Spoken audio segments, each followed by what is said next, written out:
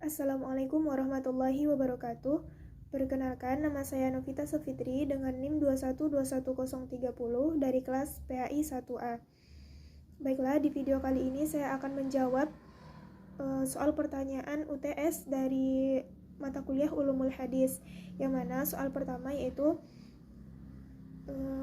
kemukakanlah pengertian ilmu hadis menurut para pakar dan pendapatmu sendiri. Yang pertama, menurut para pakar, ulama mutaqaddimin. Menurut ulama mutaqaddimin, ilmu hadis itu merupakan suatu ilmu yang membahas tentang persambungan hadis mulai dari Rasulullah Shallallahu Alaihi Wasallam, kemudian berturut-turut dari sahabat, tabi'in, tabi'ut tabi'in dan lain-lainnya, dan sampai ke generasi selanjutnya. Kemudian ilmu hadis ini menurut ulama mutaqaddimin, yaitu membahas tentang hal ihwal, yaitu keadilan seorang perawi, kedobitannya, dan kehujahannya, dan lain-lainnya. Sedangkan menurut saya sendiri, ilmu hadis itu merupakan ilmu yang membahas tentang hadis riwayah dan riwayah, serta ilmu yang membahas tentang hadis berdasarkan kuantitas kualitas hadis tersebut, serta ilmu yang membahas tentang kehujahan hadis dan yang lain-lainnya. Kehujahan dari hadis sahih, misalnya hadis hasan, dhaif, dan lain-lainnya, serta hukum-hukum dari hadis-hadis tersebut. Kemudian pertanyaan yang B-nya, apa tujuan kita untuk mempelajari ilmu hadis tersebut? Tujuannya untuk mengetahui keadaan hadis tersebut, apakah hadis tersebut sahih atau tidak, yang kita pakai nantinya untuk mengamalkan suatu amalan dalam kehidupan sehari-hari. Baiklah, pertanyaan selanjutnya itu pertanyaan yang kedua, yang mana pertanyaannya jelaskan pengertian dari hadis mutawatir menurut pendapat sendiri dan jelaskan perbedaan antara hadis mutawatir lafzi dan maknawi beserta contohnya.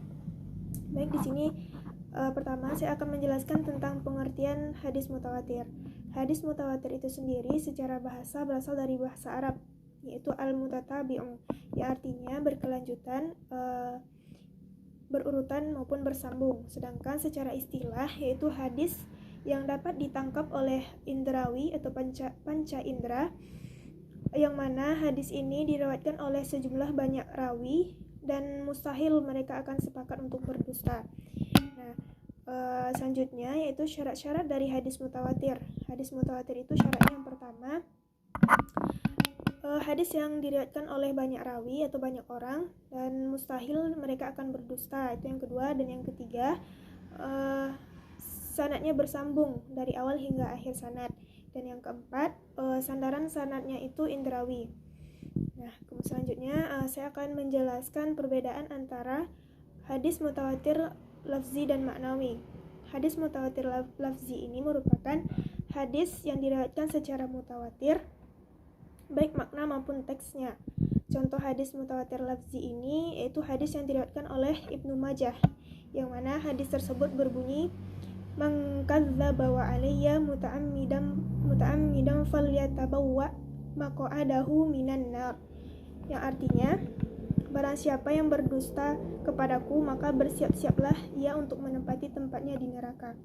Nah, kemudian yang kedua yaitu hadis mutawatir maknawi, yang mana hadis ini diriwayatkan atau redaksi hadisnya ini diriwayatkan oleh berbeda perawi antara perawi satu dan perawi lainnya, akan tetapi terdapat kesamaan pada makna hadisnya. Contohnya saja hadis yang diriwayatkan oleh Al-Bukhari, hadis Bukhari dengan nomor hadis 3301,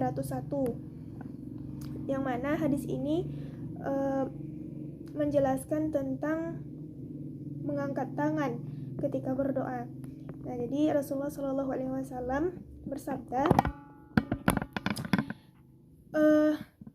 beliau ketika berdoa itu tidak mengangkat tangannya kecuali berdoa dalam keadaan sholat istisqa. Dan pada saat itu beliau mengangkat tangannya pada saat berdoa, kemudian tampaklah putih-putih di kedua ketiaknya. Nah, itu dia makna dari hadis, contoh dari hadis maknawi. Selanjutnya yaitu jawaban dari pertanyaan soal yang ketiga, yang mana soal yang ketiga ini terdiri dari A, B, C. Soal A, kemukakan pengertian tentang hadis sahih, hasan, dan dhaif. Baiklah, menurut saya hadis sahih itu merupakan hadis yang sah, artinya secara bahasa dan benar. Jadi hadis sahih itu menurut bahasa artinya sah dan benar, sedangkan secara istilah yaitu hadis yang bersambung sanadnya serta sempurna kudhabitannya dan adil perawinya serta tidak ada terdapat syadz dan ilat atau cacat sedikit pun. Intinya hadis sahih ini hadis yang benar-benar dipercaya atau sempurna dalam hal apapun. Kemudian hadis hasan merupakan hadis yang sanadnya bersambung, perawinya adil, tidak terdapat syadz dan ilat, akan tetapi kudhabitan perawinya kurang kalau di hadis hasan ini. Nah, kemudian yang ketiga yaitu hadis dhaif. Hadis dhaif di mana di dalamnya tidak terdapat salah satu sifat atau syarat dari hadis hasan. Nah, jadi yang membedakan antara hadis sahih, hasan, dan dhaif itu dari tingkatannya. Yang pertama itu tingkatan hadisnya yang lebih tinggi itu atau yang lebih masyhur itu hadis sahih, yaitu hadisnya dapat dipercaya dari segi apapun. Kan tetapi yang membedakan hadis sahih dan hasan itu dari segi kudhabitannya saja. Kudhabitan para perawinya agak kurang dari hadis sahih. Nah, jadi kalau yang terakhir hadis dhaif, dhaif ini hadis yang lemah. Nah, jadi di hadis dhaif ini tingkatan yang rendah, hadis yang paling rendah di antara hadis sahih, hasan, dan dhaif. Kemudian latar belakang dari hadis sahih, hasan, dan dhaif ini soal yang B-nya dan nomor 3. Latar belakang hadis sahih ini yang pertama kali itu dapat kita lihat pada syarat-syarat dari hadis tersebut, yang mana ada 5 syarat. Yang pertama, sanadnya itu bersambung, perawinya adil dan dhabit ya. Kemudian tidak ada syadz dan ilat. Nah, itu dia hadis syarat-syarat dari hadis sahih atau latar belakang hadis sahih. Dan kalau hadis hasan dapat kita lihat juga pada syaratnya sama dengan hadis sahih tadi syaratnya, cuman hadis hasan ini agak kurang kudhabitannya atau kudhabitannya di bawah hadis sahih. Nah, itu dia yang membedakan latar belakang antara hadis sahih dan hasan. Kemudian yang terakhir itu hadis dhaif. Hadis dhaif ini latar belakangnya hadis yang tidak ada di dalamnya sifat dari salah satu hadis hasan, syarat hadis hasan. Nah, jadi hadis ini tuh, hadis dhaif itu cacat para perawinya, kemudian sanadnya itu terputus, baik di awal, di tengah maupun di akhir sanad. Maka dari itulah hadis dhaif ini hadis yang lemah, disebut dengan hadis lemah karena tidak sempurna dia. Kemudian Al-Baikani mengatakan bahwasannya hadis yang tingkatannya di bawah hadis hasan berarti itu sudah dianggap hadis lemah. Nah, itulah yang dia latar belakang dari hadis dhaif tersebut. Baiklah, selanjutnya itu jawaban dari pertanyaan nomor 3 yang C, yang mana hukum dalam mengamalkan hadis sahih, hasan, dan dhaif. Yang pertama itu hukum dalam mengamalkan hadis hasan.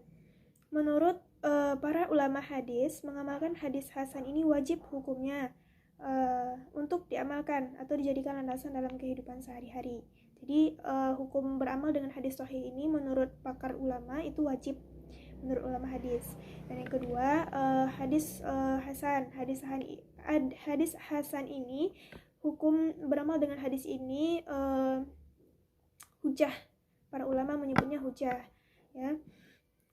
Jika hadis ini memenuhi syarat yang dapat diterima, memenuhi syarat-syarat yang dapat diterima oleh pakar-pakar hadis. Jadi hadis ini hujah diamalkan walaupun kualitasnya di bawah hadis sahih. Dan yang kemudian hukum beramal dengan hadis dhaif menurut mayoritas ulama itu bagus, hadis yang disukai untuk diamalkan dalam hal memotivasi dalam beramal ya, dalam hal memotivasi fadilah atau dalam beramal itu boleh digunakan hadis-hadis dhaif tersebut. Sedangkan menurut Ibnu Hajar, menurut pendapat beliau, hadis dhaif ini tidaklah hadis yang sangat lemah. Nah, jadi itu dia. Jadi kesimpulannya, hukum beramal dengan hadis sahih ini wajib menurut ulama hadis, dan harus dijadikan landasan dalam kehidupan sehari-hari. Sedangkan hukum beramal dengan hadis hasan hujah, walaupun kualitasnya di bawah hadis sahih. Yang penting dapat diterima syaratnya. Dan yang ketiga itu hadis dhaif. Hukum beramalnya itu boleh, asalkan dijadikan untuk motivasi dalam melakukan fadilah atau amal. Mungkin hanya sekian yang dapat saya sampaikan. Mohon maaf atas segala kekurangan saya dalam menjawab soal UTS ilmu hadis ini. Assalamualaikum warahmatullahi wabarakatuh.